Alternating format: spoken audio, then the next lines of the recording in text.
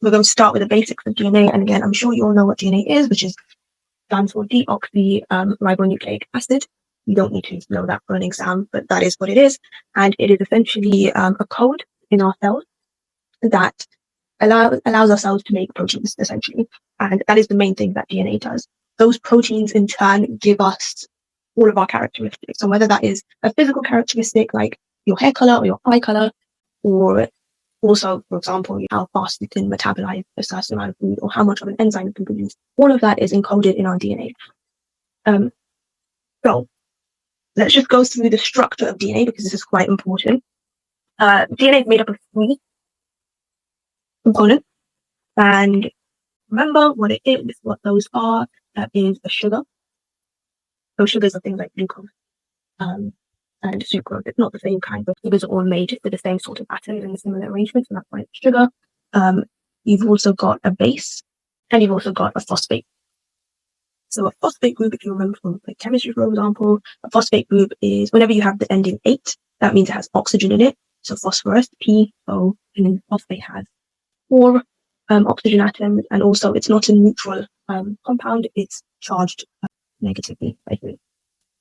Your bases are the 4 bases that you should already be aware of, which is adenine, thymine, guanine, and methionine. So A, G, T, and C.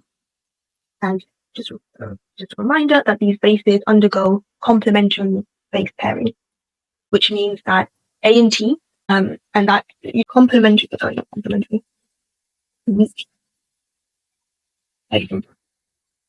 So this is the bonding that you have between bases, and it has to be weak because if you recall from things like processes like mitosis or meiosis or protein synthesis, you have to be able to break the DNA structure up to access the DNA. And we'll learn about that more in this topic as well, why it's important that the hydrogen bonds are weak. If they were too strong, you wouldn't be able to do all of those processes. So that is essentially what DNA is. In your books, you may have a diagram that looks something like this, where they represent the sugar. This would be a base. Now remember, the base is variable, so that could be A, G, C, or T. Then you have the sugar group in the middle. This is your largest molecule, and then you have the phosphate group. This full structure is called a nucleotide, an individual nucleotide. And lots of these nucleotides will join up to give you the entire molecule of DNA.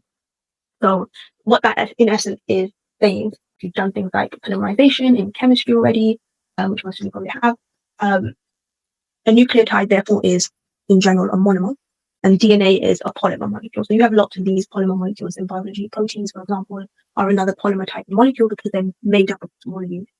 All right, so I'm assuming, however, this stuff is very familiar to most people because it's the basics of DNA.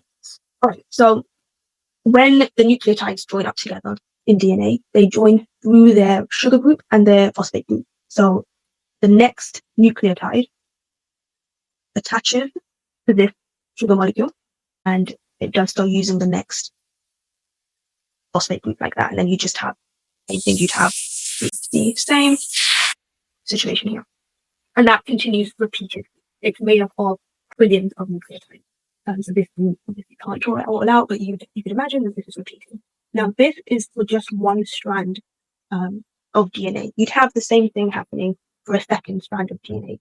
I'm now going to show you what that would look like, but with just the bases. Because the phosphate group and the sugar are always the same in DNA, that never changes. It's only the base that would either be A, G, C, or T. So let's say for the first base, we've got A, T, B, A, T, A, something like that. Let's say that's a section of our DNA. So each one of these would be attached to a sugar group, a phosphate group. They would all have that. Now the secondary strand would have to match based on complementary base pairing. So A would match up with T, and then T and A, C and G, again T, A, C, and T. And you'd have this line here represents the weak hydrogen bond between each one. And the rest of it would be the same sugar and phosphate group. So this is one strand of DNA, and this is your complementary strand of DNA, and together that makes up your DNA molecule. Now, because of the way they bond, and the bonds are, all the hydrogen bonds, the chemical structure of each of these bases is slightly different. And so when they bond, they take on this helical structure, so you get this nice double helix of DNA. All right. This section here, the nucleotides in that section, or the bases in that section, let's say there's 2,000 bases in that purple section of DNA, in the entire DNA molecule. If I put those 2,000 bases together, and the cell decodes that during protein synthesis, I get the protein that codes for hemoglobin.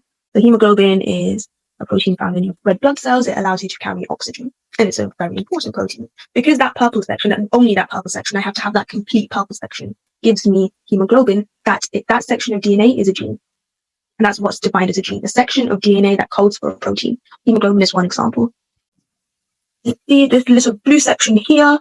Let's say there are another 1,000 bases there. I put those 1,000 bases, I get the protein that gives me my eye color. And so that's my second gene in my DNA. And then that red section is a different protein that is made up of maybe 500 bases, and so on. So you go through the entire DNA molecule like that, and that is what a gene essentially is. So there will be, in one section of DNA, you can have multiple genes, and altogether there are thousands of genes in your body that come from those trillions of bases entirely. Okay, so that is what a gene is. Now, what is a chromosome? Remember, DNA, if it's made up of trillions and trillions of bases, and you've got this long double helix, it's actually very long. And your cells are tiny, and they cannot fit in an entire DNA molecule in the form of a helical structure like that. So what they do is that they take the DNA and they chop it up. Your cells chop it up, so it's just easier to store. So I'm just going to elongate my structure a little bit. And we don't need to really worry about where it's cutting, but what it will do essentially is say, here I'm going to take this entire bit of DNA and I'm going to cut it up into one section. Then we take this section of DNA and I'm going to cut up into another section. And it does that all the way through your entire DNA molecule. And that is now what we call a chromosome 1, if this is the start of your DNA, and this is chromosome 2. And it continues to do that until we have 46 different chromosomes. So chromosomes are essentially just sections of DNA. And within each section of DNA, you will have multiple genes on each chromosome. So that's really, really important to remember what a chromosome is. It is just DNA packaged up to fit easier into the nucleus. If you didn't do this, you wouldn't be able to fit your DNA. In humans, we have 46 chromosomes. Remember that chromosomes pair up. So chromosomes 1 and 2 are found in one pair. And then right at the end, chromosomes 45 and 46, which are the sex chromosomes, they determine whether you're male or female. Those are also in a pair. And that follows through the entire list of chromosomes. In other animals, in other species, it's different. So some species will have 10 chromosomes, some will have maybe more, some will have less.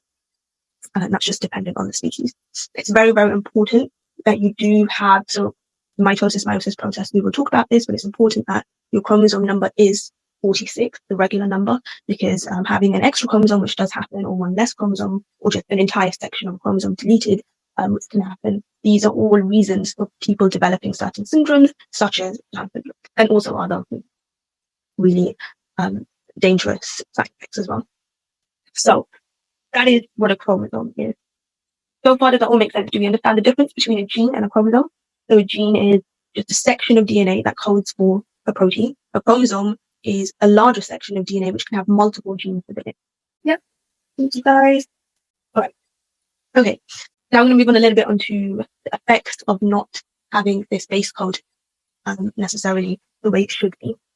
So if we have a certain order of bases that have to always show up in that order, sometimes what can happen is that in the process of DNA replication, which happens before mitosis, which happens before meiosis, and also in the process of protein synthesis, where you're always looking at your DNA, you're copying it, you're doing it multiple times, the cell is doing it, things can go wrong.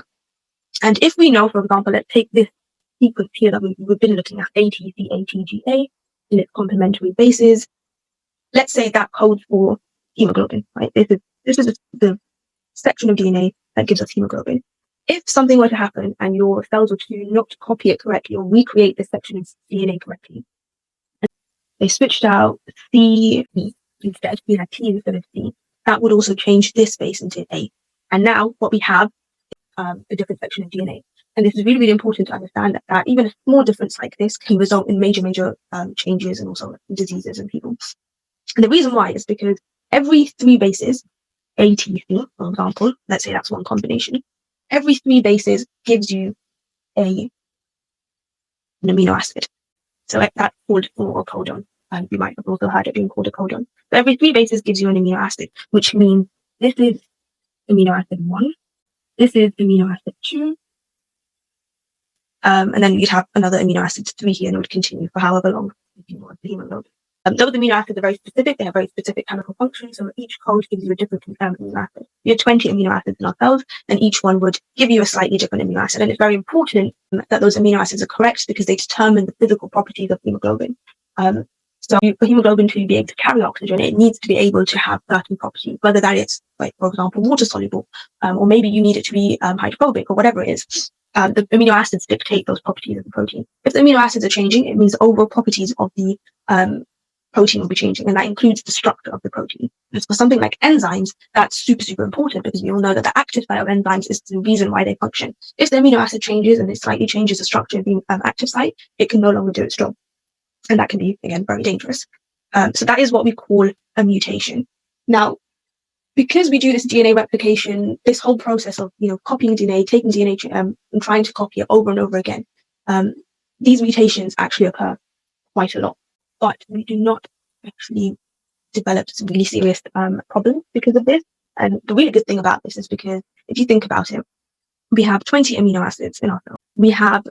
And if we just use the product rule that you learned in probably maths, we know that if you want to work out how many combinations of 3 we can get from these 4 bases, it's 4 to the power of 3. And it gives us 64 amino acid combinations that we can get. But obviously, we know we don't use 64 amino acids, we use 20 amino acids only, which means we have quite a lot of leftover combinations that are just going to give us the same amino acid.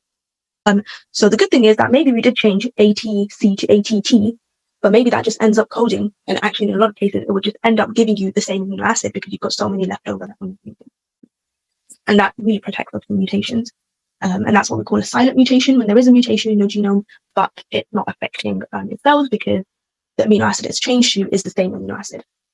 Or it could be a very similar amino acid with very similar chemical properties, therefore it doesn't have too much of an effect. Do mutations make sense? And why they're not as harmful as we think, even though, of course, they can be harmful when it goes wrong. It can go really, really wrong. But most of us live with mutations and have mutations in our cells. They just don't affect us because of this, the fact that we have too many combinations that we can make that aren't needed. Okay, good. Any questions? Again, if I'm saying anything that doesn't make sense or you don't understand it, you get it. Okay, let's move on to meiosis. So we've done this in a little bit more detail, just because it's really, really important for you to understand how chromosomes work and how DNA works, because then meiosis and mitosis are very, very obvious and make a whole lot of sense.